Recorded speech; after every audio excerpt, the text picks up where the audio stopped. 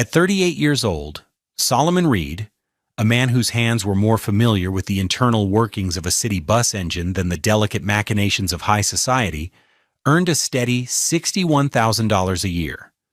It was an honest living, a good living, one that afforded him a life he had believed was stable. He was a lead mechanic for the Southeastern Pennsylvania Transportation Authority, a title he held with a quiet, unassuming pride. But on a Tuesday night in late February, with the Philadelphia air holding the kind of damp, bone-deep cold that promised a miserable, lingering winter, his salary, his pride, and his stability meant absolutely nothing. He stood barefoot on the flagstone porch of the Winfield twin home he co-owned, the stone biting into the soles of his feet with a vicious chill. The heavy oak door, a door he had sanded and stained himself one sunny weekend, was locked. From the inside he could hear the muffled sound of laughter, a sound that was suddenly alien and cruel. His work boots, a pair of steel-toed Red Wings that cost him a hard-earned $80, were just inside, next to the small wooden bench where he always left them. His keys, his wallet, and his phone were on the kitchen counter, right where he'd dropped them that morning before heading to the depot. He had come home 2 hours early, a rare gift from his supervisor, hoping to surprise his wife, Dana. The surprise, it turned out, was his. He knocked again, the sound of his knuckles on the thick wood seeming small and pathetic against the rising wind. The laughter inside stopped. A moment of charged silence passed, and then the peephole darkened. The door opened a few inches, held fast by a brass security chain he himself had installed for $45 from Home Depot. Dana's face appeared in the gap. She was a beautiful black woman, her skin a smooth, warm brown, her hair styled in elegant, intricate twists that must have cost a fortune. Tonight her face was a cold, unreadable mask. She wore a cream-colored silk blouse he recognized as one of her favorites, a $600 garment she'd bought for a gallery opening. "What are you doing here, Solomon?" she asked, her voice devoid of any warmth.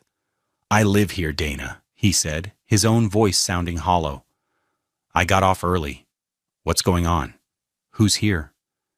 He could see past her into the living room, a sliver of the world that was, until 5 minutes ago, his. He saw the back of her father's head, Bernard Holloway, his silver-streaked hair perfectly coiffed.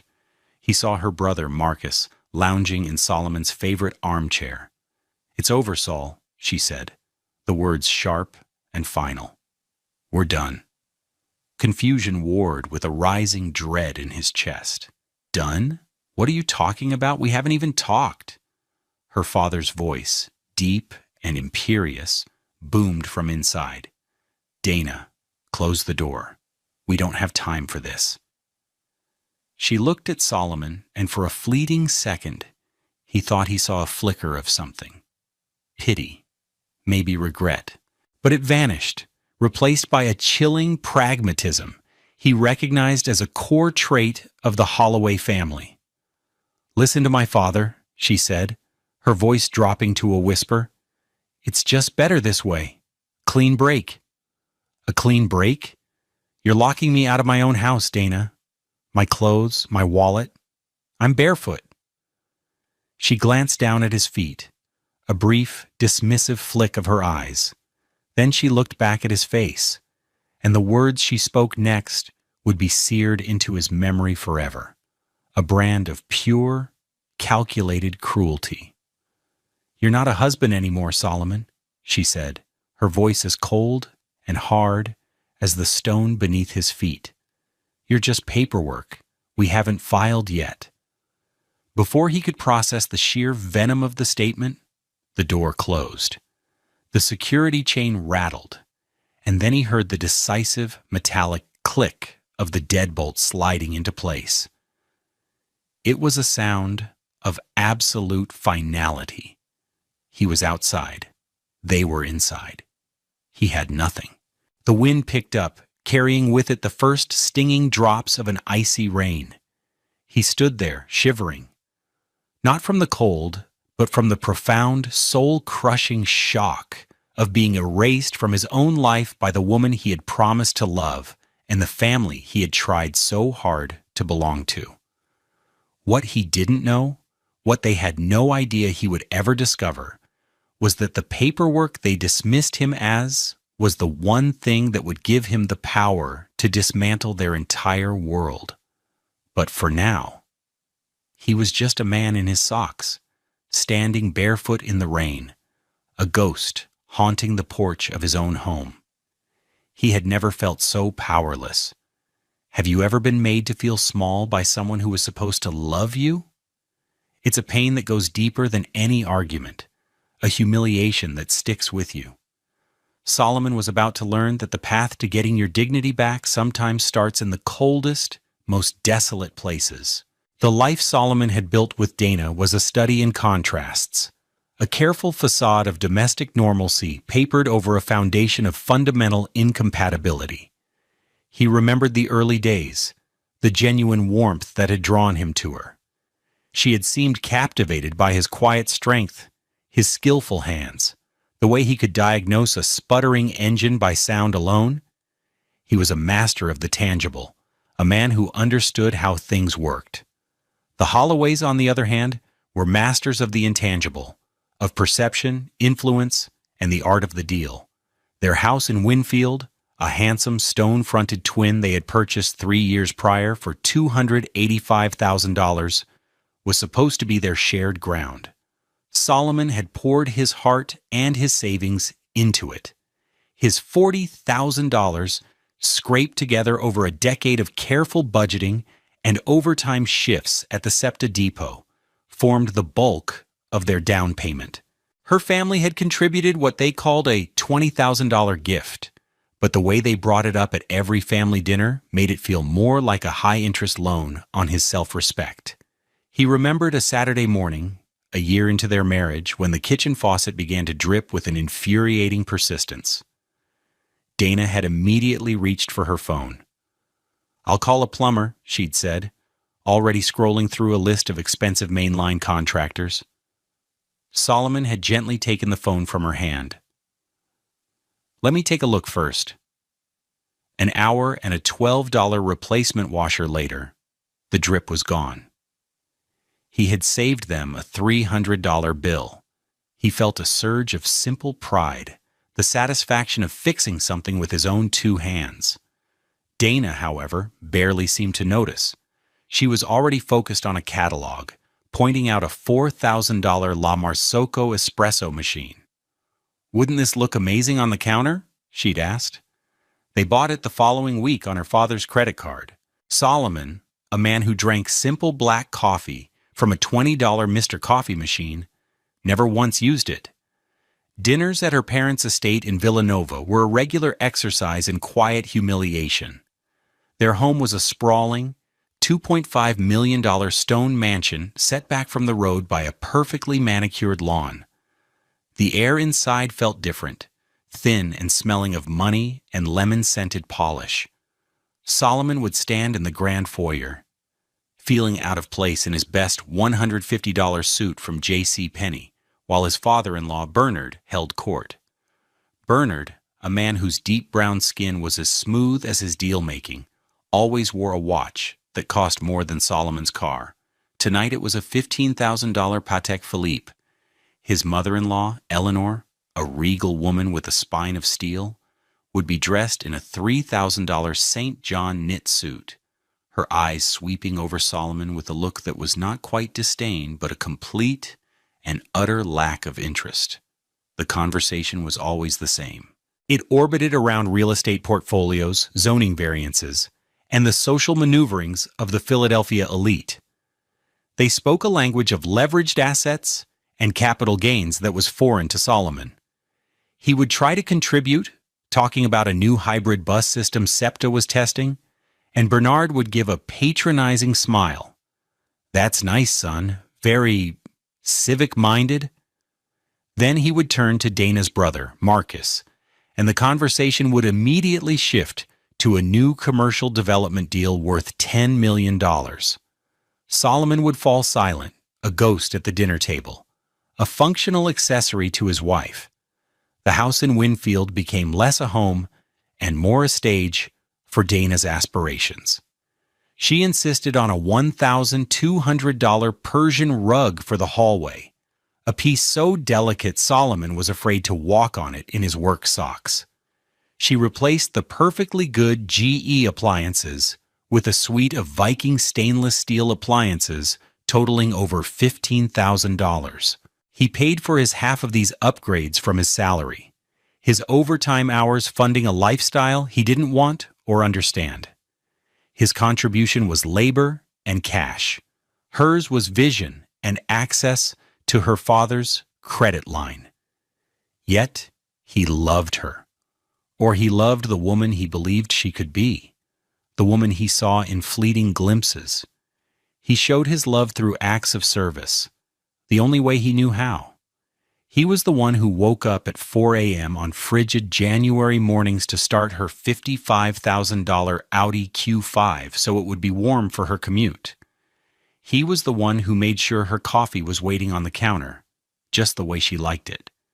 He was the one who meticulously maintained the small garden in their backyard, growing tomatoes and herbs because she'd once mentioned she liked fresh basil. She accepted these gestures as her due, with the same casual air she accepted the sunrise.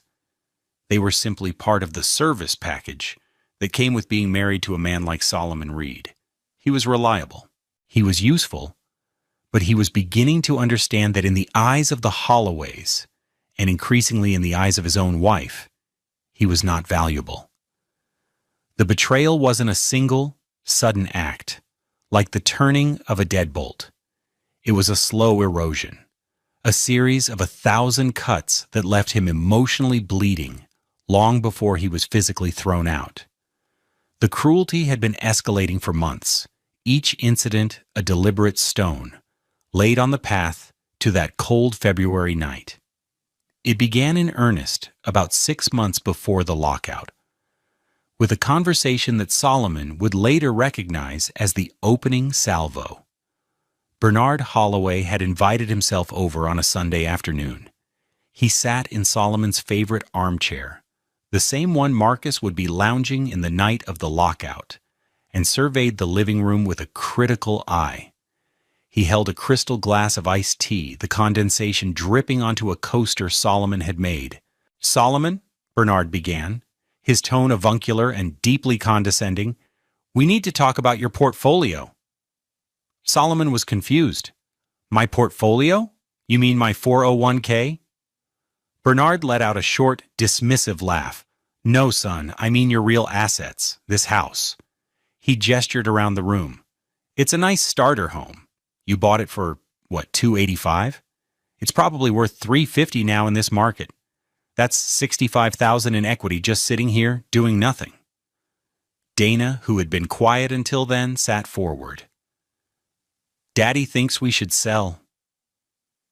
"It's not about what I think. It's about what makes financial sense," Bernard corrected smoothly. "You sell this place, take the equity, and you get into a real investment, a multifamily in a transitioning neighborhood, or better yet, a property on the main line. It's about leveraging up. This," he said, waving his hand again, "is sentimental. Wealth isn't built on sentiment." Solomon felt a defensive knot tighten in his gut. "I like it here, Bernard. This is our home. We have neighbors we like. It's a good community." "Community doesn't pay dividends," Bernard said flatly. Solomon looked at Dana, expecting her to back him up. Instead, she sided with her father. "Don't be so sentimental, Sol," she chided, her voice echoing her father's dismissive tone. "It's just a house. Daddy knows what he's talking about." The conversation ended there, but the message was clear. Solomon's feelings were an obstacle to their financial ambitions. His idea of home was a quaint notion they needed to overcome. 2 months later, another cut. Solomon was promoted to lead mechanic at the Elmwood Depot. It was a big deal for him. It came with a modest raise, bringing his salary to $61,000 a year.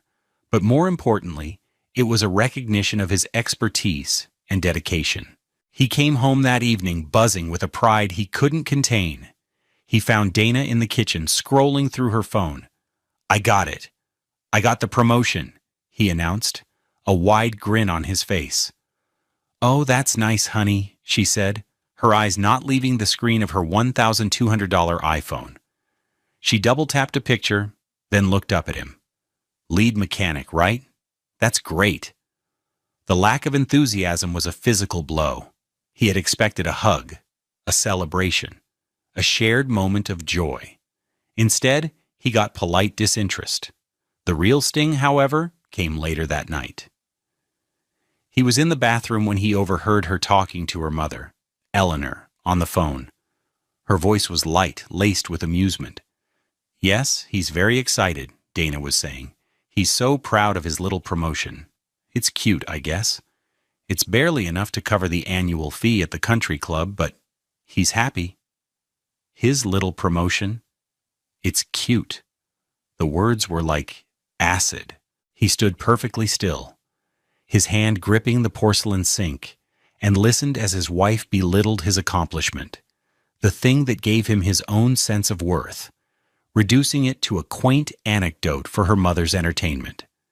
In that moment, he felt an invisible wall go up between them.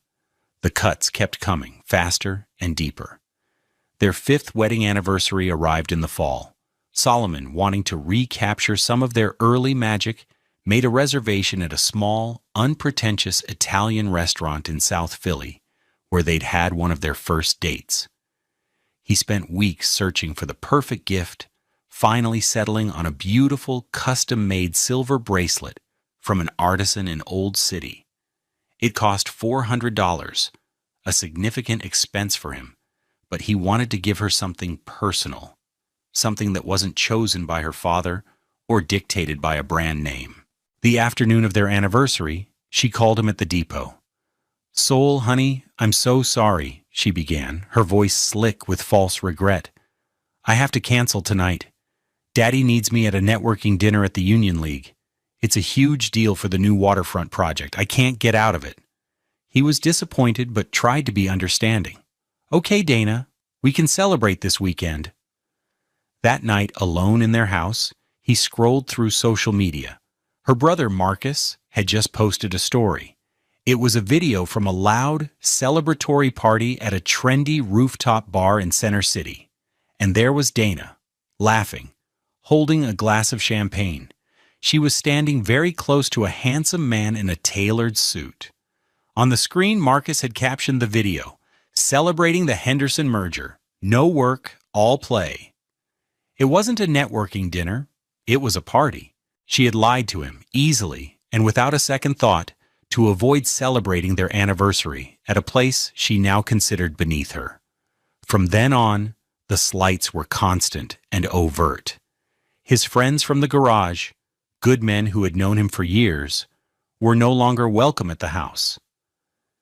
"They're just so unrefined, Soul," she'd say with a delicate shudder. She would sigh with theatrical exasperation whenever his reliable 2014 Honda Civic, with its 150,000 miles of faithful service, was parked in the driveway next to her friends' new BMWs and Mercedes. At social functions with her family, she would often forget to introduce him, leaving him to stand awkwardly at the edge of a conversation circle until he would eventually retreat to the bar. The worst was at a charity gala her father had dragged them to. Bernard, in conversation with a city councilman, had gestured vaguely in Solomon's direction and referred to him as Dana's husband, the grease monkey. Solomon had waited for Dana to defend him, to correct her father. Instead, she had just given a tight, nervous little laugh and changed the subject. All of this led back to that final, brutal night. The supervisor at the depot, a good man named George, had seen the exhaustion on Solomon's face. "Go home, Reed," he'd said. "You've put in enough hours this week to power the whole city. Get out of here." Solomon had left at 8 p.m. instead of his usual 10 p.m. He decided to walk the few blocks home from the bus stop on City Avenue, enjoying the crisp night air, thinking he'd surprise Dana. Maybe they could just order a pizza and watch a movie, something they hadn't done in years. As he turned onto their street, North 54th, he saw the cars parked out front and his heart sank. Her brother's ostentatious $80,000 Porsche Panamera was parked behind her father's gleaming black $120,000 Mercedes S-Class. A family meeting? Without him?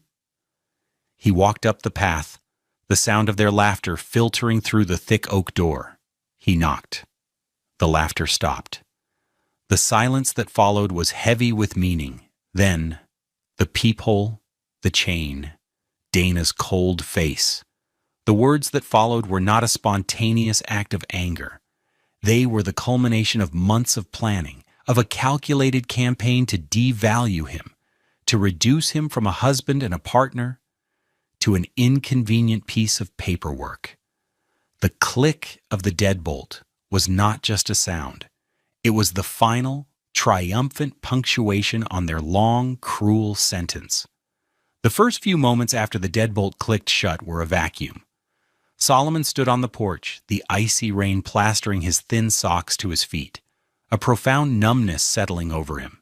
The world had narrowed to the cold stone under his soles and the dark, unyielding wood of the door.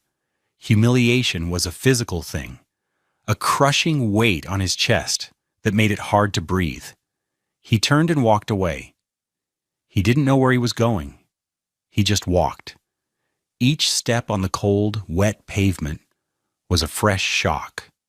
He passed under the yellow glow of streetlights, a barefoot man in a mechanic's uniform, invisible to the cars that swished by.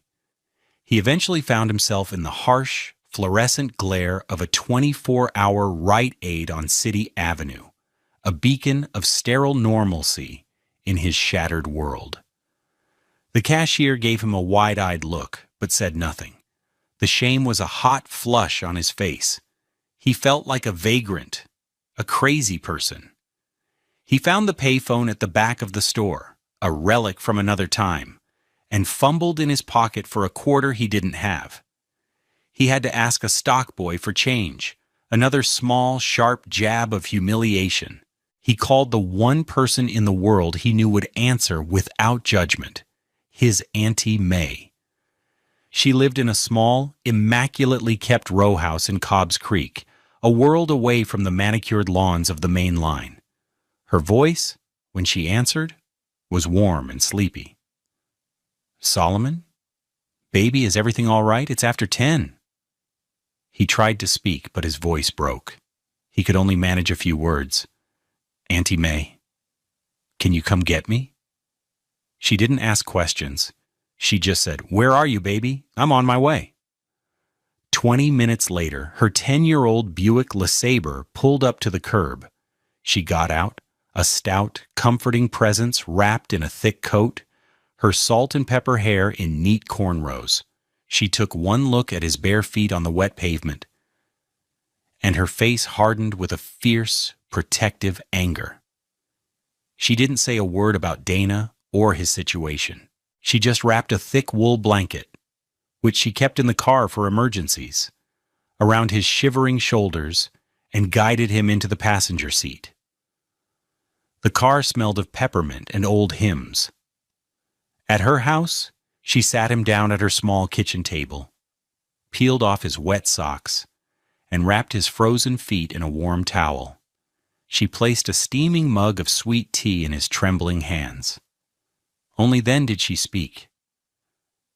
"You start from the beginning," she said softly, "and don't you leave nothing out."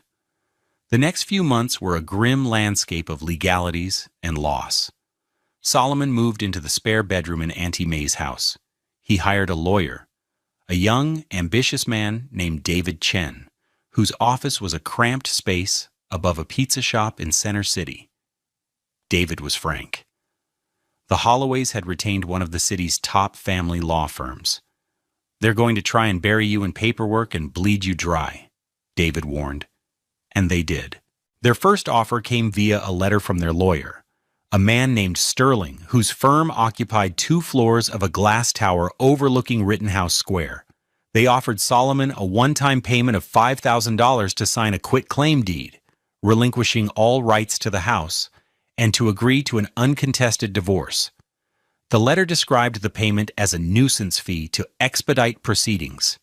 A nuisance fee for his home, his savings, his marriage. The insult was so profound it was almost clarifying. He told David to refuse. He tried to rebuild. He kept going to work at the depot, the familiar smell of diesel and the logic of machinery a comforting balm. He saved every penny he could, trying to scrape together enough for a security deposit on an apartment. 4 months after the lockout, in the humid heat of early June, he found a small 1-bedroom apartment for rent in West Philly. It was on the 3rd floor of a walk-up, but it was clean, and the rent was a manageable $1,100 a month. The landlord required a credit check. On June 12th, at exactly 3:30 in the afternoon, Solomon found himself sitting in a vinyl chair at a small credit union on Baltimore Avenue. The office was quiet, cooled by a rattling window air conditioner. The loan officer was a kind-faced black woman in her late 50s named Mrs. Jackson. Her desk was covered in pictures of her grandchildren, and the soft clicking of her beaded braids was a soothing sound as she typed his information into her computer. She printed a report, and her brow furrowed. She adjusted her glasses and leaned closer to the paper. "Mr. Reed," she began, her tone puzzled, "your credit score is good. Very responsible." She paused. "But there's something strange here. It's showing you as a co-owner on a major asset with a significant outstanding mortgage. The property on North 54th Street." Solomon's stomach tightened. "That's my marital home. My ex-wife is handling all of that. They're selling it." Mrs. Jackson shook her head slowly, tapping a perfectly manicured finger on a specific line in the report. "Well, I don't see how they can. According to this, the deed recorded with the city has a spousal consent clause. It's a standard protection for marital property here in Pennsylvania. It means the property cannot be sold, refinanced, or have its title transferred without your notarized signature." She looked up at him over the rim of her glasses. "Has anyone from a title company or a lawyer's office contacted you to sign any documents?" The room went silent. The hum of the air conditioner seemed to roar in his ears. A notarized signature. His signature. They had thrown him out like trash. They had called him a nuisance. They had told him he was just paperwork. But they had missed one crucial piece. They had lied, schemed, and erased him from their lives. But they hadn't been able to erase him from the one document that mattered most. A feeling, cold and sharp and clear, cut through the fog of his grief and humiliation. It wasn't triumph, not yet. It was something far more potent. It was leverage. He looked at the document in Mrs. Jackson's hand, at his name printed in black and white, legally and irrevocably tied to theirs. They thought they had all the power. They had no idea how wrong they were. A profound and chilling calm settled over Solomon as he walked out of the credit union into the bright June sunshine. The shame that had been his constant companion for 4 months receded, replaced by a cold, methodical anger. He didn't race to a phone to call David Chen. He didn't draft an angry text to Dana. He did the opposite. He went completely silent. He understood instinctively that his power now lay in their ignorance. They believed he was beaten, a non-factor, a nuisance, who could be bought off for a pittance. He would let them continue to believe it. He went home to Auntie May's, ate the dinner she had left for him, and for the first time in months he slept a deep and dreamless sleep.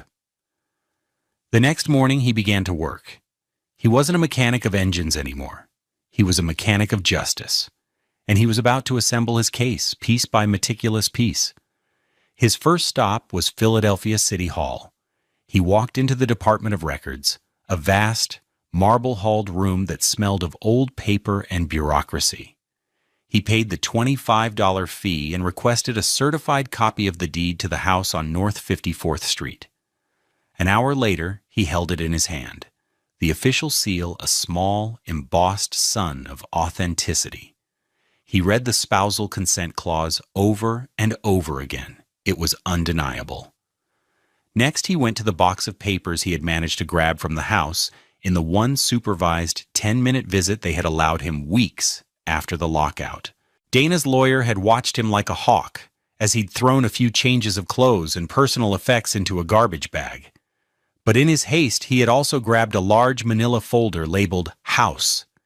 Inside, he found everything: the original mortgage application, the closing documents, and, most importantly, his tax returns for the past 3 years, which listed the Winfield address as his primary residence and showed he had paid his share of the property taxes.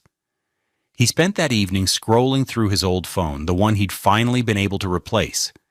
He went back through years of text messages with Dana. He found dozens of messages that at the time had been hurtful, but were now invaluable pieces of evidence. "Can you please keep your work boots in the garage? They're tracking grease all over the new rug." Proof of occupancy. "My parents are coming for dinner. Please try not to talk about bus parts all night." Proof of their intertwined lives. "Are you ever not here? I feel like you're always underfoot." This one, which had stung so badly at the time, was now a golden ticket, a direct complaint from her about his constant presence in the home she would later claim he had abandoned. He took screenshots of every single one. A week after his discovery at the credit union, the Holloways made their move. His phone rang. It was a number he didn't recognize. He let it go to voicemail. A minute later, a text popped up. It was from Marcus, Dana's feckless, arrogant brother. "Yo, Soul, call me. Need to talk about the house?" Solomon took a deep breath and called him back, putting his voice through a filter of weary resignation. "Hey, Marcus, what's up?" Marcus's voice was slick with false bonhomie. "Hey, man. Long time no talk. Hope you're doing okay." The insincerity was nauseating. "Listen, quick thing. We've got a buyer for the house, which is great news, right? Good for everyone to just move on. We're just finalizing some of the paperwork, and our lawyer said we need you to pop by his office and sign a few things. Just a formality to get it all squared away." Solomon played his part perfectly. He injected a note of tired confusion into his voice. "Oh, okay. What kind of paperwork?" "Just, standard stuff. A quitclaim deed, I think he called it. Just signing your name off so we can get the sale through," Marcus said breezily. "Super simple. We'll even throw you a couple grand for your trouble. Help you get back on your feet." A couple grand. The offer was so insulting, so dismissive of his legal and financial stake, that Solomon almost laughed. They were trying to buy his half of over $150,000 in equity for the price of a used car. "Okay, Marcus," Solomon said, his voice flat.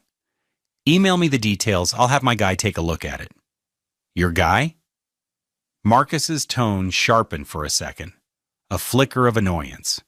"You don't need a guy, Soul. It's simple. I'm just trying to make this easy for you." "Just send the email, Marcus," Solomon repeated, and then he hung up.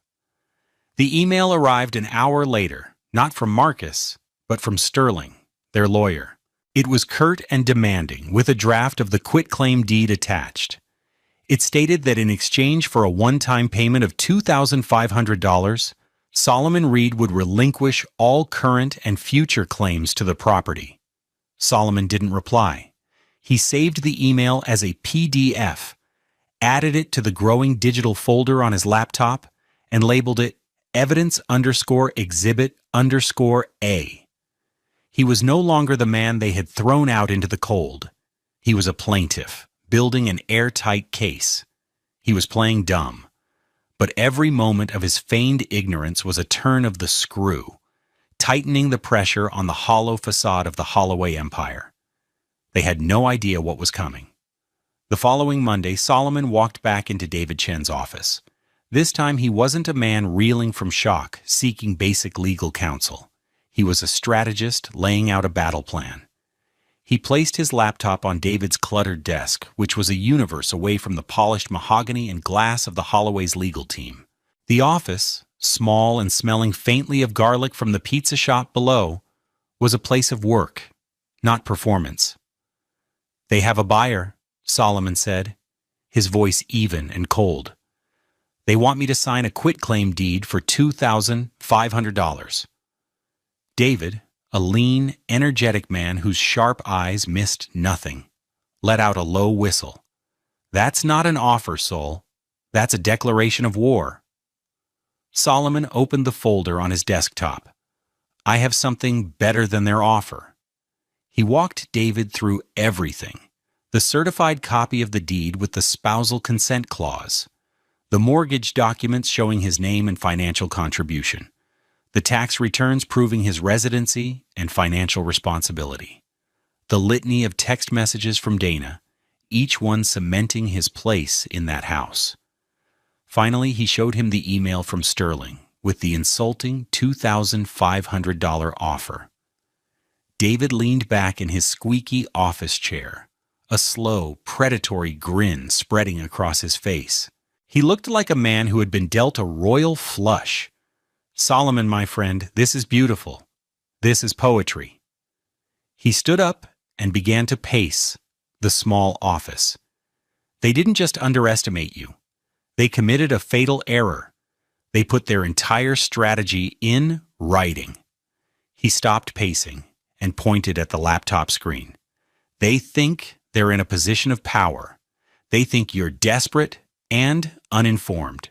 We are going to let them continue to think that right up until the moment we pull the rug out from under them." The strategy they devised was not about angry confrontations or bitter negotiations. It was cold, precise, and designed for maximum public impact. It was a legal garrote. "First," David said, ticking the points off on his fingers, "we go completely dark. No more phone calls, no more emails, absolute radio silence. Let them get nervous. Let them assume you're just being difficult. Second, we let them proceed with the sale. Let them find their buyer, sign the purchase agreement, and pay for all the inspections and appraisals. Let them schedule the closing. Let them tell their buyer, in writing, that they have a clear and marketable title to the property. Every step they take is another shovel of dirt on their own grave. Third, I'll have a paralegal monitor the public records. The moment their sale is scheduled, it will appear on the docket. We'll know the date, the time, and the location of the closing." David leaned forward, his eyes gleaming. "And then, on the morning of the closing, we strike. I will walk into the courthouse and file a lis pendens against the property. It's a formal notice that a lawsuit concerning the title is pending. It clouds the title instantly and irrevocably. No title insurance company on earth will issue a policy on a property with a alias pendens. Simultaneously," he continued, "I will send a courier with a package to the title company handling the closing. That package will contain a copy of the lease pendens, your certified deed, your sworn affidavit stating you have never consented to this sale, and copies of these text messages. We will also send the same package to the buyer's real estate agent for good measure." Solomon envisioned the scene. The Holloways in their expensive suits, the hopeful buyers, the smiling agents, all gathered around a conference table, ready to sign. And then, the phone call. The collapse. "The closing will implode," David said, his voice dropping with satisfaction. "The buyers will walk, and they will be furious. They will have grounds to sue the Holloways for breach of contract, misrepresentation, and possibly fraud. Bernard Holloway's reputation as a developer will be in tatters. It will be public, It will be humiliating, and it will be entirely of their own making. David sat back down and started scribbling numbers on a legal pad. The house is probably under contract for around $365,000 based on the comps you mentioned. The mortgage balance is what, $210,000? That's $155,000 in equity. Your legal half is $77,500. He underlined that number. That's our starting point. That's not what we're asking for. Given the attempted fraud, the emotional distress, and the sheer malice of their actions, we will demand your full half, plus punitive damages, plus all legal fees. We're not settling for anything less than $150,000. And after what they're about to do, they'll be in no position to argue. Solomon felt a weight lift from his shoulders. For months he had been reacting, absorbing blows. Now he was on the offensive. He was no longer a victim. He was a client, a partner in a meticulously planned operation. "Do it," Solomon said, his voice firm. "Let them walk right into it." The day of the strike was August 28th, a sweltering, hazy Tuesday. The air in Philadelphia was thick enough to taste. The city moved at a sluggish, heat-drugged pace, but in 3 separate locations, events were unfolding with the deadly precision of a ticking clock. At 2 p.m. in a sterile, glass-walled conference room at a major title company in King of Prussia, the atmosphere was one of cheerful, air-conditioned efficiency. The Holloway family was assembled in full force. Bernard Holloway, patriarch and architect of this disaster, was immaculate in an $8,700 charcoal gray Armani suit, his Patek Philippe watch glinting under the recessed lighting. Eleanor sat beside him, a statue of regal composure in a navy blue dress. Dana was there, dressed in a crisp, sleeveless white sheath dress that probably cost more than Solomon's monthly rent. She looked radiant, a woman on the verge of closing a chapter and cashing a significant check. Marcus, looking pleased with himself, fidgeted with his $1,500 designer tie. They were laughing and making small talk with their lawyer, Sterling, a man whose polished demeanor perfectly matched his 6-figure salary. Across the massive mahogany table sat the buyers, a young couple named Mark and Sarah. They were giddy with excitement, their faces shining with the unmistakable glow of first-time home buyers. Their agent sat beside them, shuffling through documents, a broad smile on her face. The closing agent, a woman named Patricia, was at the head of the table, her desk a neat landscape of color-coded folders and signature-ready pens. The sale price was $365,000. After the mortgage was paid off, the Holloways stood to walk away with over $150,000 in cash. It was the triumphant final scene of their little drama. Miles away, in his cramped office above the pizza shop in Center City, David Chen was on the phone. The air in his office was hot, stirred by a single, oscillating fan. "Confirm filing time," he said into his headset, his voice sharp and focused. 1:45 p.m., excellent. And the email to underwriting at the title company was sent at 1:50? He listened. "Good. Send the courier to the buyer's agent now. Go." He hung up and spun his chair to face his computer. On the screen was a PDF of the Ellis pendants, officially stamped by the court clerk. He had just thrown a bomb into the King of Prussia conference room. It just hadn't exploded yet. And in the quiet, sun-dappled backyard of a row house in Cobb's Creek, Solomon Reed was on his knees in the dirt. He had turned his phone off that morning. He wore old jeans and a faded t-shirt, his hands covered in soil. He was helping Auntie May stake her tomato plants, the heavy green vines drooping with unripe fruit. The sun was warm on his deep brown skin, and the scent of earth and basil filled the air. He listened to the hum of cicadas and the distant sound of children playing in the street.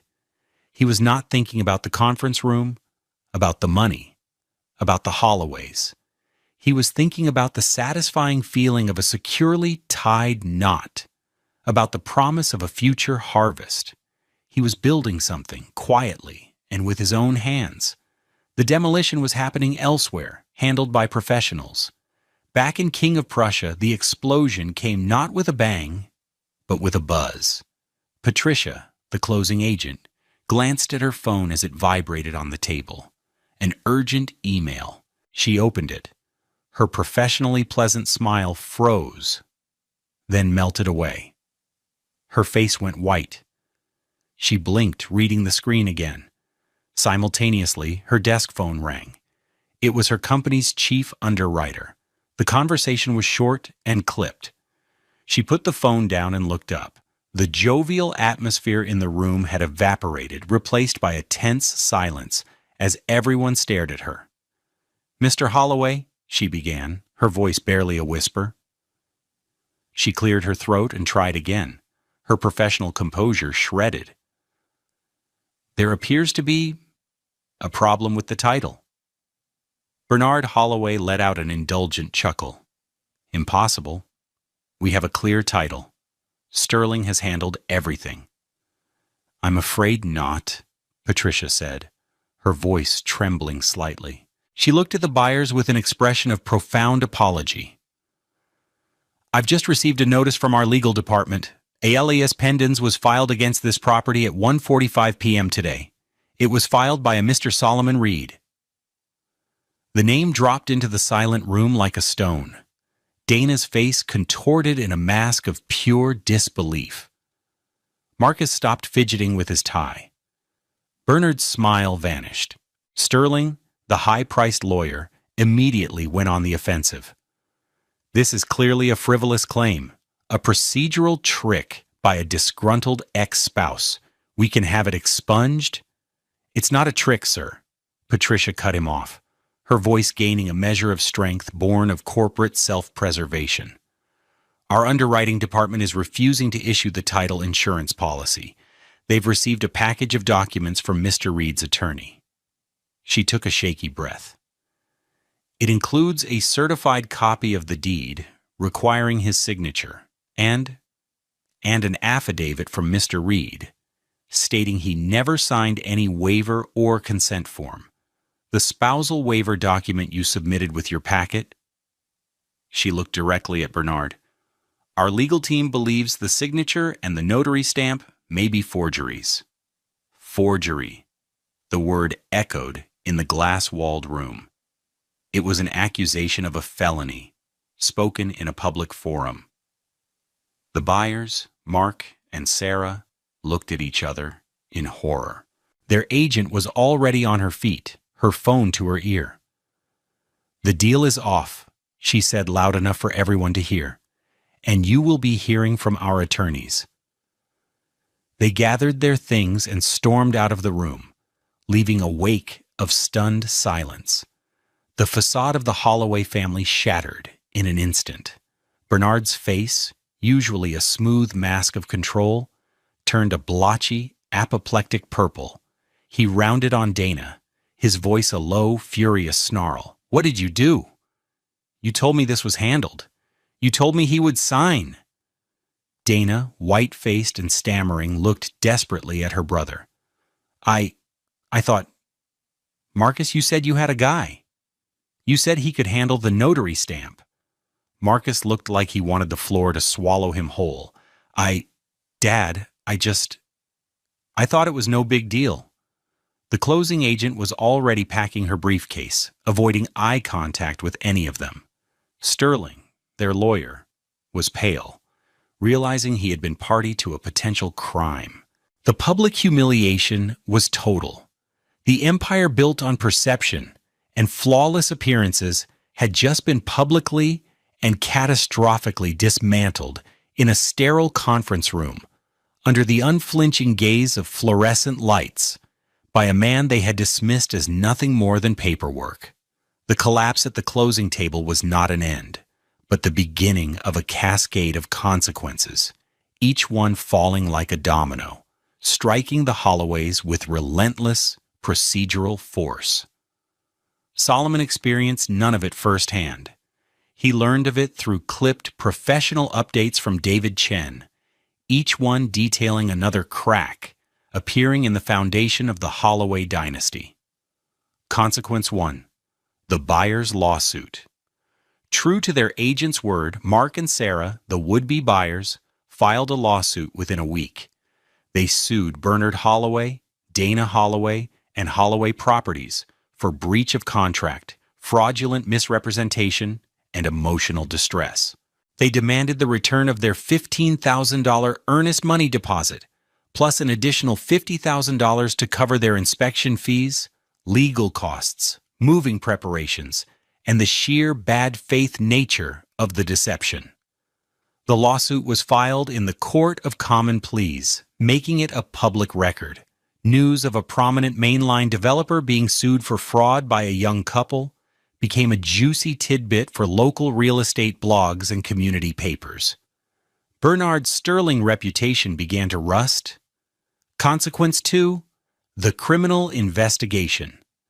The title insurance company, eager to distance itself from any hint of fraud, immediately filed a report with the Montgomery County District Attorney's Office regarding the suspected forged spousal waiver. An official investigation was launched, focusing on Marcus Holloway and the guy who had handled the notary stamp. Marcus was formally charged with multiple felonies, including forgery and conspiracy. The cost of retaining a top-tier criminal defense attorney was astronomical, with an initial retainer of $75,000 that Bernard had to pay out of pocket, a sum that would only grow as the case dragged on. The specter of a prison sentence now hung over the family. Consequence 3. The toxic asset. The house on North 54th Street, once the symbol of Dana's upwardly mobile ambitions, became a lead weight chained to the family's finances. With the L.I.'s pendants filed by David, the property was legally unsellable. Yet, the financial obligations remained. The $1,800 monthly mortgage payment, the property taxes, the homeowner's insurance, all of it now fell squarely on the Holloways. With the initial burst of the housing market beginning to cool, the property was no longer a guaranteed profit center. It was a bleeding wound, draining nearly $2,500 a month from Bernard's accounts with no end in sight. Consequence 4. The legal surrender. Forced into a corner, the Holloways were now negotiating with Solomon from a position of absolute desperation. David Chen laid out their terms, not as an offer, but as a demand. They would pay Solomon his full 50% share of the equity, calculated at the peak valuation of $365,000, which amounted to $77,500. On top of that, they would pay an additional $100,000 in punitive damages for the attempted fraud and emotional distress. Finally, they would cover all of Solomon's legal fees, which tallied up to $5,000. The grand total was $182,500. Sterling, the Holloway's lawyer, tried to bluster and negotiate, but David simply stated, "This is the price to make the L.I.'s pendants go away, and to avoid a separate civil suit for fraud. My client is also prepared to cooperate fully with the district attorney's investigation into Marcus. Take the deal, or we let it all burn." They took the deal. Consequence 5. The social implosion. In the rarefied air of the main line, reputation is currency. The story of the disastrous closing, the lawsuit, and Marcus's criminal charges spread with breathtaking speed. Bernard, once a respected figure, was now whispered about at the Philadelphia Country Club and the Union League. Business associates became distant. Potential partners for a new development project quietly backed out. The invitations to charity galas and exclusive parties stopped coming. For Eleanor, a woman whose entire identity was built on social standing, the public shame was a fate worse than financial loss. The Holloway name was no longer a mark of prestige, it was a stain. Consequence 6. The final dissolution. The divorce proceedings were swift and brutal. Dana, the woman who had dismissed her husband as paperwork, was left with nothing. Her father, furious and financially strained, blamed her for the entire fiasco. Her brother was facing years in prison because of her scheme. The settlement she was forced to sign was a document of total surrender. She received no part of the house's equity. Her name was removed from the deed, and she watched as a cashier's check for $182,500 was made out to Solomon Reed. Her father cut her off financially. The $55,000 Audi Q5 was repossessed. She had to move out of the now toxic Winfield house and into a small apartment in a less fashionable suburb. A few weeks after the settlement check cleared, Solomon received a series of voicemails from her. The first was angry and accusatory. The second was pleading. The third was just her, crying, the sound broken and pathetic. The final one was a choked whisper. "You won, Saul. I hope you're happy." He listened to all of them, one after the other. He felt no rage, no satisfaction, no joy.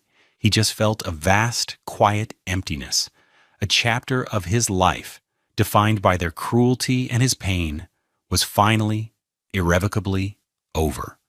He deleted the voicemails and never looked back. 2 years passed. The Philadelphia seasons turned, washing the city with spring rain and blanketing it in summer heat. The sharp edges of Solomon's pain softened, replaced by the sturdy framework of a new life he had built with his own hands, on his own terms. He stood in the wide doorway of a clean, well-lit 2-bay garage in the Grays Ferry neighborhood. The sign above the door, painted in simple, bold letters, read, "Solomon's Auto and Apprenticeship." The air inside smelled of grease, clean concrete, and the faint, metallic scent of new parts. This place was his. The $182,500 settlement had been the seed. He had invested $100,000 of it to purchase the small commercial property and equip it with modern tools and lifts. It wasn't a palace of glass and steel like the offices of Holloway Properties, but its foundation was solid, built on skill and integrity. He wasn't just fixing cars, he was building futures. He had 2 apprentices, teenagers named Jamal and Kevin from the neighborhood. They were good kids, bright and eager, but with few opportunities. They reminded him of himself at their age. He was teaching them more than how to rebuild a transmission or diagnose a faulty sensor. On Fridays, they would sit in the small office, and he would teach them how to read a profit and loss statement, how to register an LLC, how to manage inventory, and how to calculate quarterly taxes. He was giving them the one thing the Holloways had tried to deny him, a sense of ownership. "A job pays your bills," he told them one afternoon, wiping his hands on a rag. "A skill builds your life, but ownership buys your freedom." With another $60,000 from the settlement, he had made a down payment on a home. It wasn't a grand twin in Winfield or a mansion on the main line. It was a classic 3-story brick row home in his beloved Cobb's Creek, just a few blocks from Auntie May. It cost $220,000, and it was perfect. The floors creaked, the pipes sometimes groaned, but it was filled with warmth and light. On Sundays, the whole house smelled of his auntie's yeast rolls. The deed, filed securely at City Hall, had only one name on it: Solomon Reed. Every time he turned the key in the front door lock, a quiet, profound sense of peace settled over him. This was his. No one could ever lock him out again. One rainy Saturday morning, he stopped at a Wawa on his way to the shop to grab coffee. As he stood in line, he heard a hesitant voice say his name. "Solomon?" He turned. It was Dana. He almost didn't recognize her. The expensive, intricate hairstyles were gone, replaced by a simple, natural puff of her hair pulled back from her face. The designer clothes were gone, replaced by the red uniform polo of a retail chain. She looked tired and older than her years, but the hardness in her eyes was gone, replaced by a deep, weary sadness.